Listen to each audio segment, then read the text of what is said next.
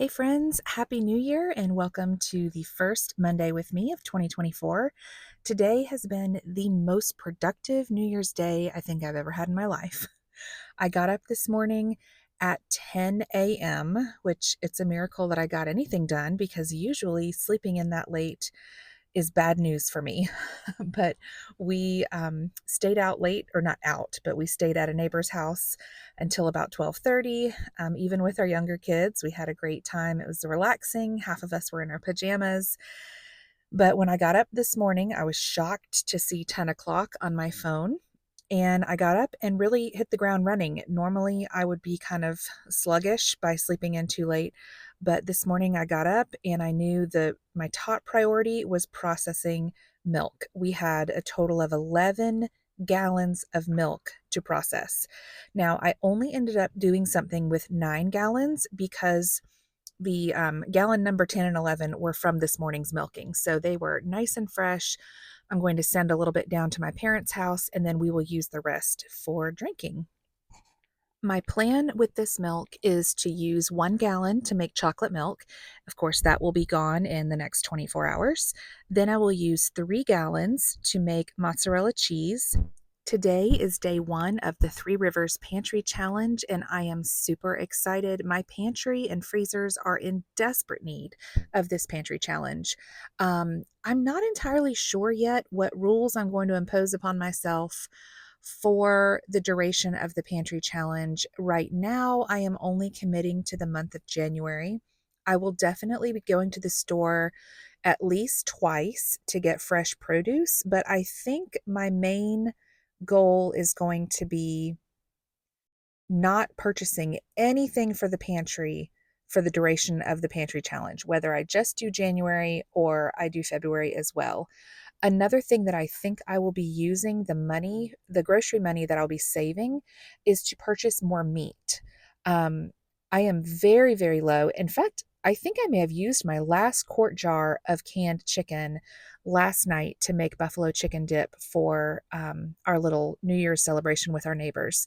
So I would love to thoroughly restock my pantry with canned chicken, as well as some canned ground venison or ground beef. Um, and then I would like to put more chicken and beef in our freezer. So, those are a few of my goals for the pantry challenge.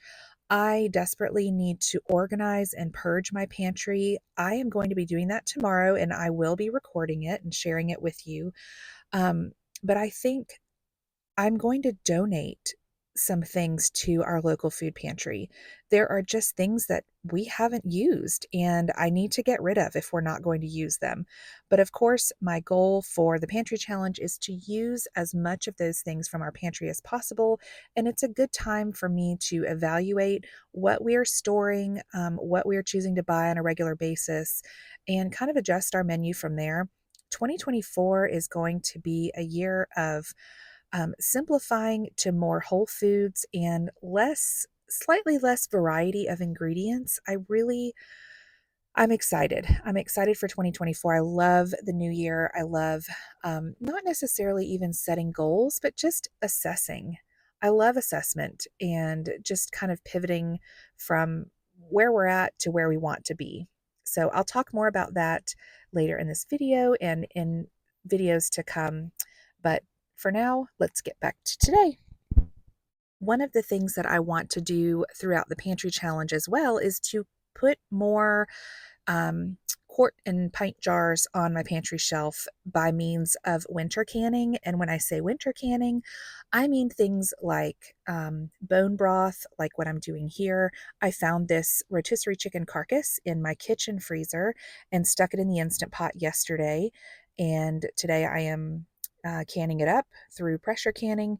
I think I ended up getting 5 quart jars here and I pressure canned it for 25 minutes at 10 pounds pressure. But that's 5 more quarts of bone broth on the pantry shelf. I would also, like I said a few minutes ago, I'd like to can more meat, and I'll also be doing some more beans and maybe even whole meals like split pea soup or like a chicken soup base with the meat and the broth and like carrots and celery. This chicken stock looks nice and rich.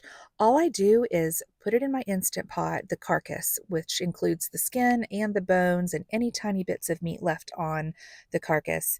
I fill it to the top pressure can or pressure cooking line with our Berkey water, and then I process it for about 2 hours on high pressure. I also add a really generous splash of apple cider vinegar because I've read a couple of times that that helps to release the marrow and things inside the bones.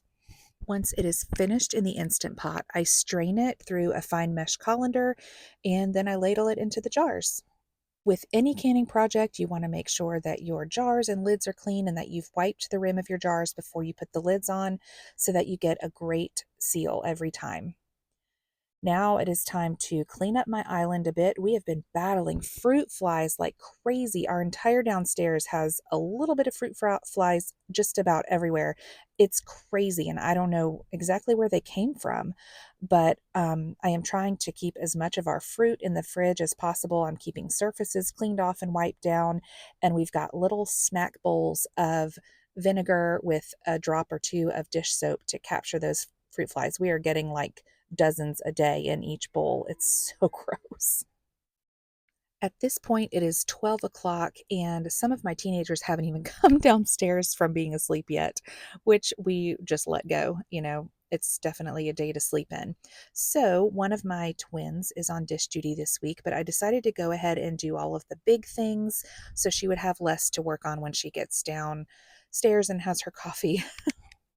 My other motivation is I want to get the countertops cleared off, and I need all of my big pots and pans today because I'm going to be processing all of this milk.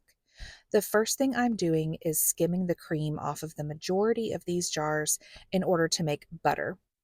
A few of these half-gallon jars were lying on their side on the top shelf of the fridge, so I wasn't able to skim those because it's going to take a while for the cream to rise to the top.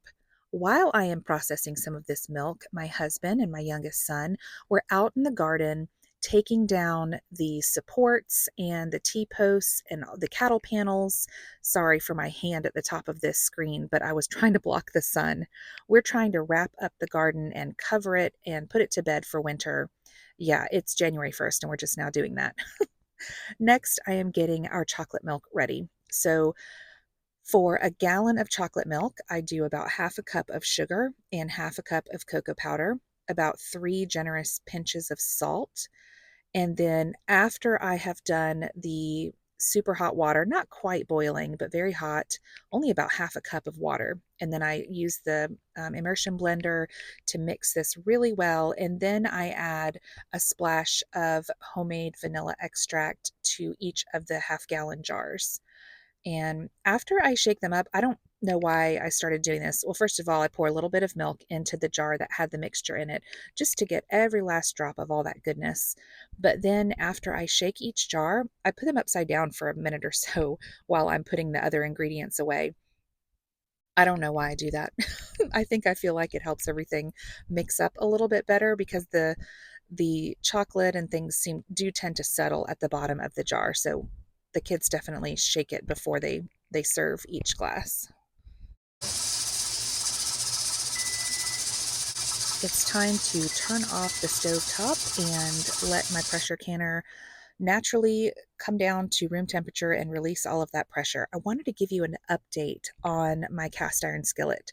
So my teenage son, refinished my smallest cast iron skillet, and it is smooth as glass. It is all a result of Ruth Ann Zimmerman's video that I will link below, but it is incredible, and it is more non-stick than any of my cast iron skillets have ever been.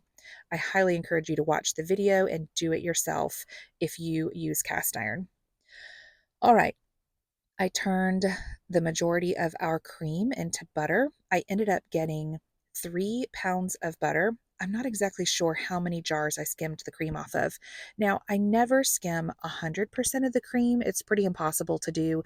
You don't want you want as little milk mixed in with your cream as possible, preferably none, in order to get a good finished product after you've put it in the blender. Now, if by chance you have never been here to my channel before, I will tell you that for months and months, I made butter using my KitchenAid mixer, and it would take sometimes upwards of 45 minutes to an hour on high, well, as high as I could go without spraying cream everywhere. But it took a very long time to make butter in my mixer, even using the good big whisk. Then all of a sudden one day I thought, I wonder if I could just use my Vitamix blender. Oh my word, we're talking 45 seconds. I can't believe the difference, and I can't believe it took me so long to figure that out. So that is what I did here. I have found the secret to really good homemade butter as well as really good homemade mozzarella is just making sure that you adequately salt it. Unless, of course, you don't like salted butter, but we definitely prefer salted butter. You can see here that the blue mold on the right, these are both silicone. The one on the right is specifically for a pound of butter. Each of those sticks is the same 8 tablespoons as you would get at a grocery store, store-bought butter. The silicone mold on the left are super cubes, and those are 2 full cups of butter. So I will cut them into 4 sticks, and that will be a pound each. Now I am making my first batch of mozzarella. I have let my citric acid and rennet sit for as long as it is supposed to, and now I am slicing my curds, and I will let those sit for a few more minutes before I turn up the heat and start to process the cheese. Now it is time to gather the curds out of the way and strain it in order to finish the mozzarella. So thankfully, it all came out nicely. This part of the process is just moving that cheese ball around and allowing as much of that whey to drain into that secondary pot as possible. And that whey is what we're going to use to make the ricotta. This is my finished product. It is close to a pound of mozzarella cheese, and I'm going to do 2 more gallons as the day progresses. But first, it's time to test my finished product. Absolutely delicious. And I will leave you with this, a glimpse of my terribly disorganized pantry, particularly the bottom 2 shelves and the floor.